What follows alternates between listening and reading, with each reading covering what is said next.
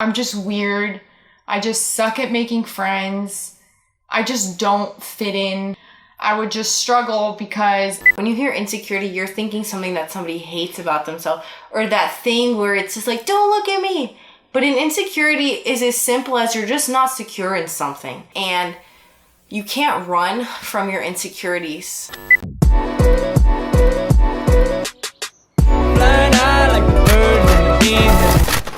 Hey guys! Hey, I'm Sarah. I'm Kaitlyn. And we are your best friends! Today we are doing a personal video, but it's also going to help you, and it is called Insecurities We've Never Told Anyone, which... Okay, that's kind of a lie. We've told our close friends. We've probably told people. But to place it on social media and to make it public, no. These, either you're going to relate to them and you're going to be set free hearing us talk about it, or you're not going to relate to them at all, but hearing how we walked through any insecurity is going to help you, because we all have insecurities. Otherwise, we would be perfect people, and that's not a thing. So yeah. Please subscribe to this channel. We're about to hit 1,000 subscribers. God bless every single one of you. And also check out our website, yourbestfriends.org. And then quickly, Instagram, Your Best Friends Fam on Instagram. Follow it, please, to support us. And then to just follow, okay? It will be worth it. We're so excited. We just launched it and we're very grateful for it. So now we can get into our video. I'm gonna mention an insecurity, Kaitlyn's gonna mention an insecurity, then we're gonna go back and forth, right? yeah. And we figured we wanna do like one internal insecurity and then one physical one, and then just kind of expand on it. So Kaitlyn, you want to go first, queen? Sure. First is emotional internal. I'll share an insecurity, not related to my appearance, but more just in my identity, who I am, my personality. This is how I would describe it for me. It's an insecurity in my personality, and the best way I could sum it up is I felt like I'm just weird. I just suck at making friends. I just don't fit in with people. Everyone else is able to be social and fit in and be popular and just fit in so seamlessly with all these different groups. And for me, I would just struggle because if you watch our quiet video, I was more quiet in high school and I just felt very not secure in my personality. I just felt like there was something wrong with me that just made it so that for some reason, every new club I joined, every new sport I joined, no matter what it was, something always happened where I just didn't fit in. Like it seemed like everyone else did. People who knew me, maybe they would say that, but a lot of the times when I felt that way, people would look at me and never think that I felt like that, because from the outside, things probably looked fine.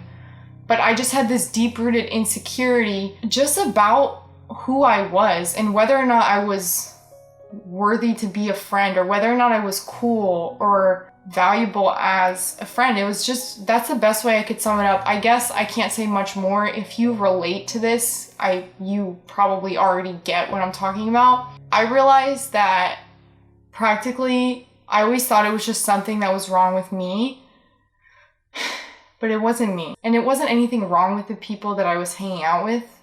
But it was that the people I was trying to fit in with, I just didn't have that much in common with. And some people are gifted in that they can get along with everybody. I get along with everybody, I'm nice to everybody, but I can't get close and be friends with everybody. That's harder for me. But which I was gonna say, the funny thing is that it's two things. It's like some people get along with everybody, and then some people are fine with everybody. And for me, I get along with everyone, but I also will like leave a group. It was obvious to me, like if I didn't have anything in common with them, I'm just like, peace out. But you were the one who was fine with kind of like, yeah, all your, like you could technically be in any group because you were like just there.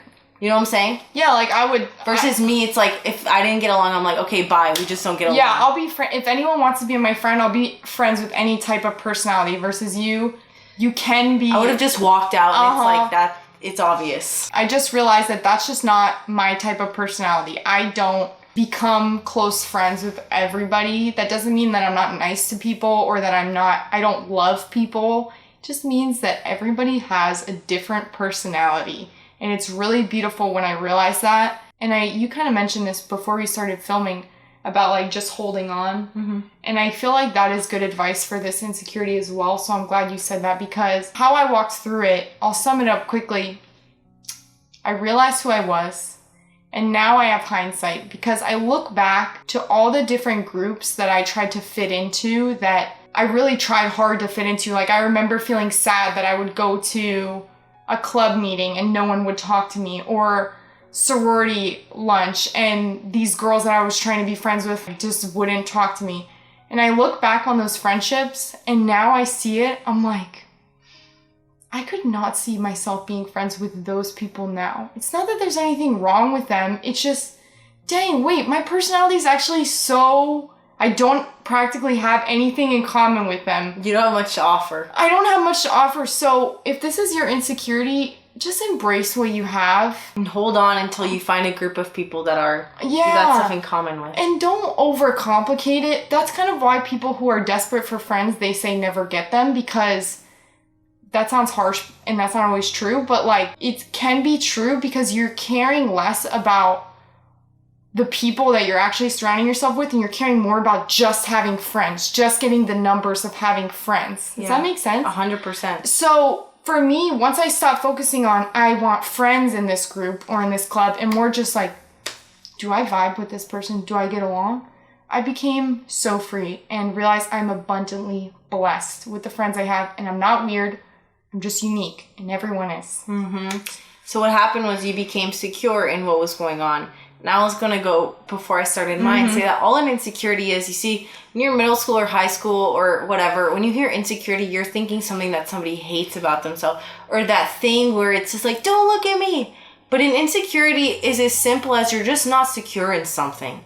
You're just not rooted. Like, you are shaky on it, right? Yeah. So I'll tell you what my insecurity was with my internal stuff, my personality. And all it means was know that it's not that I hated it about myself. It's that I was insecure about it. I was not strong and rooted in just how I was. Exactly. So mine was that I have always been a very outgoing person. I've always been a very talkative girl. I would even get in trouble, like in the early years of high school. I would just talk so much. And I'm very like, I could jump from table to table to table, and I would at lunch, I was like a scavenger. I would get everyone's food. But ironically, I still knew what it was like, though, to be an observant and intentional person. So my insecurity was that people thought I was a try-hard, or that they thought I was doing these things for ulterior motives. And I also, because I was insecure in just the fact that I was outgoing, I felt like I had to try so hard just to prove to people, though, that I love you, by the way. Just because I'm outgoing and just because I talk to so many people, I value you. And I'm not just talking to you because you're another number on my list. And this is, I feel, very niche insecurity. I'll be curious to see if anybody relates. But it's because I'm such like a highly social person, but yet I know what it's like to feel like an outsider, that even though I was very good with people, I wanted the outside person, or the outlier, like the one who's outside of or in the shadows. I still wanted them to know I actually do value you and I'm not using you. Because I know that in social settings and in small schools or big schools, we all know those popular people who are popular just so that they can rack up the numbers, and then you could follow on Instagram, and like they just want to be popular. And so the problem with me, the insecurity, was that I felt like people thought I was being that person. I thought people would assume I'm trying to just be popular and get the numbers. And I only realized this year, really. I just do have a heart for people, and I just really do like talking, and I really do like valuing.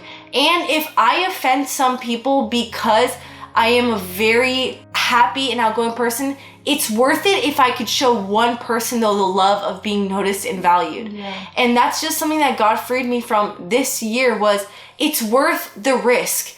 It's worth the risk. If you play it safe and you try to be or protect so that people don't think about you in that way, somebody, though, needs what you are. And there was phases where I was totally secure in being the crazy one, and I would do crazy things, wouldn't think about it. But then I grew up a bit, and as you grow up, the weight of the world and what people think, you try and like balance it a little bit more so you become more of an adult. But then you realize, I want to be a child again. I don't want to care what people think because somebody needs what I have. So that was my insecurity, was I was extremely like outgoing, but yet people were surprised to find out that I still was like very sensitive to the cares and thoughts of people and individuals. So God set me free in that one by just showing me, if your heart is in the right place, if somebody's jealous of you or insecure about it because you're that way, I'll pray for them that the Lord frees them, because I can't change that. So that's fine. And I think that there's a common thread between our two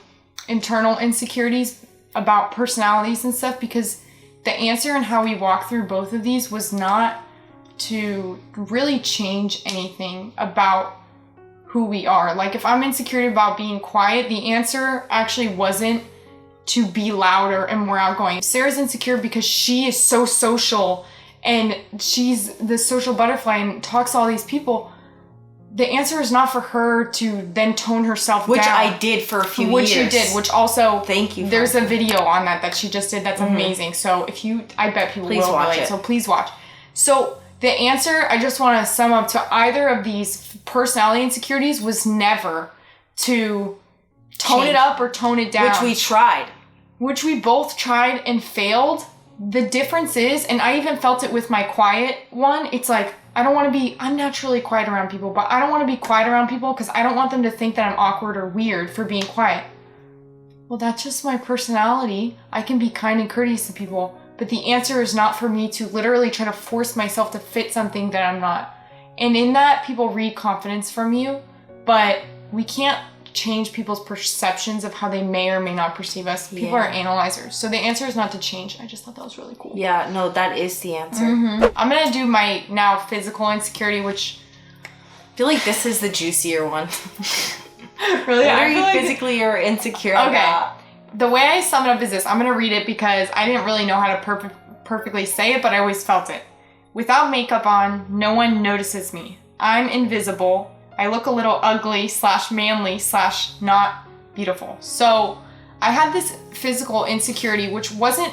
Is that not crazy to you guys? I know. Keep going. I had this physical insecurity where it wasn't like I felt like I was one of those girls that always needed makeup all the time. It was more so that if I felt grosser on a certain day, maybe my hair is a little greasy, and on top of that, I didn't wear makeup. I'm just not having a done-up type of day.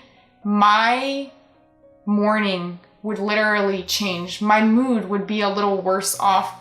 The way that I felt like people were gonna perceive me was different. So I would have these moments where I would be having like an ugly day. I just wouldn't be feeling good.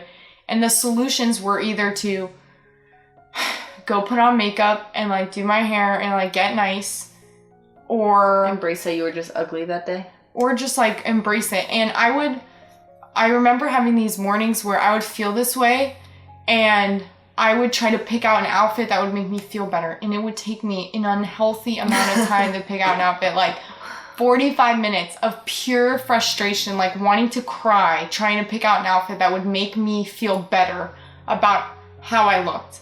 And for me, I don't think all physical insecurities have to be so deep, but for me, I felt this fear of being forgotten or not being noticed by people. That's just something that was more of an emotional thing.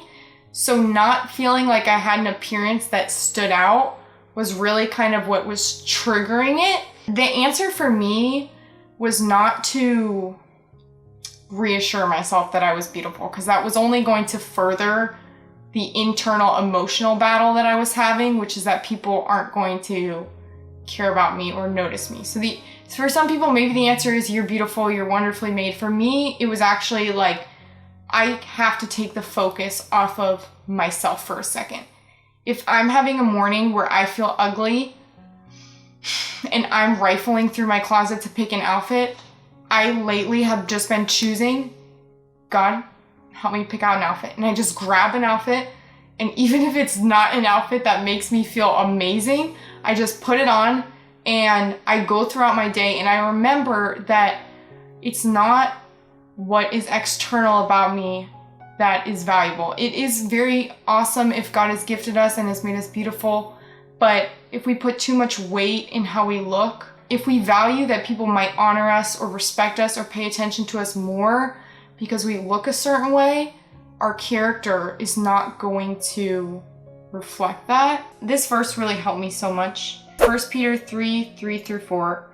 Do not let your adorning be external, the braiding of your hair and the putting on of gold jewelry or the clothing you wear, but let your adorning be the hidden person of the heart with the imperishable beauty of a gentle and quiet spirit, which in God's sight is very precious. So, to sum it up, on those days where I was feeling insecure about my appearance, what helped me in that verse was a reminder that if I'm feeling kind of ugly that day, literally, don't think about my appearance. Let my character be what is noticeable about me. Let how I treat people and how I act towards people be what people notice about me. And that is a process, but just be free in knowing if you're having a day where you're feeling ugly, you don't have to just fix yourself and make yourself look better. You can actually be free to not think about it. Literally, you don't have to think about it. You don't have to spend 45 minutes picking out an outfit. You don't have to do any of that. Just let it go. Let it go.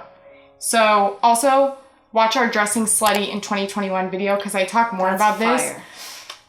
If you relate to this, is such a fire video for this topic. So I honestly was never really the type to share insecurities because I just thought it was a waste of time, and like, why let you know what my insecurity is so that you can look at it now? yeah, if I tell you, are you yeah, but at this point I really don't care about sharing this one because I literally don't care. I'm 22 years old. When you grow up and you get purpose woven into you and you get goals and visions and you are hype with your friends and you are having the time of your life and you realize how beautiful and hot you are, not because of your looks, but because of the value that God has put inside of you, and you realize how good you are at loving people. I'm talking about myself this whole time. When you realize those things, which I'm so blessed and graced by the age of 22 to have realized, then physical things start to just like melt away. So mine was my nose. And all my friends, when I told them it was my nose, they were so shook, which I still know it's not perfect. Like, this is my nose. And I always thought that like it was a big nose. And it was because somebody in 5th grade said something about my nose. And so what do we know, kids? When somebody, when you're younger, tells you about something, like calls you super fat or round or blah, blah, blah, might stick with you. It probably will stick to you. So that was the only time I ever got a comment about my nose. But I would see in the pictures like my nose was not the cutest. So I started like obsessing with my nose. And it, you know, when you're in middle school, especially, like all my friends, when we talk about our insecurities, we talk about the crazy things we would do to hide them, which now is like, why did I do that? I literally, when I was talking to a guy in middle school, like I would not want him to see my profile. I'd either be looking at him or want to be totally in front of him or behind him. And I mean, I would sweat making sure that he would not see my profile. Wow. Yeah, which I have a few other things that were like that. It's just when you're in middle school, everything, and even high school, everything is so extreme and so life or death. Oh, yeah. So my nose was my insecurity, and I never told people because if I told people, then they look at my nose and then they see, oh yeah, it's definitely not like the smallest nose. But honestly, yeah, I even went through a phase, sophomore year of college though, where I was like, that's it, I might get a nose job. And I tried getting my mom to let me get a nose job, and eventually she cracked. But right when she cracked, I met my boyfriend at the time, and then I forgot about the nose job. But I'll be honest, you guys, I kind of always knew I wouldn't end up getting a nose job.